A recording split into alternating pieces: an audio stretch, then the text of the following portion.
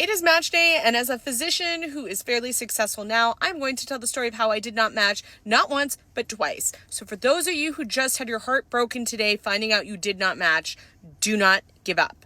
So this is an antiquated process by which you find out if you matched into residency, and you'll continue on, now that you got your degree to be a doctor, to train as one.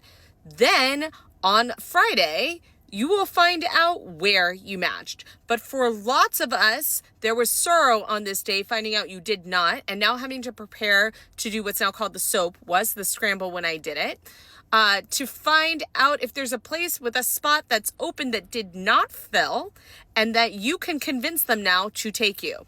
There are fewer spots by several thousand than there are applicants. Despite the fact that they've increased the total number of spots in medical school, they have not increased the total number of residency spots. So you have lots of doctors left who are absolutely qualified to be physicians who will not go on to train to be one, after investing hundreds of thousands of dollars. And what happens? It weeds out people who have an atypical story. So in my case, I finished medical school off track because I had twins in medical school and had to take off a year and did medical school over 5 years instead of 4.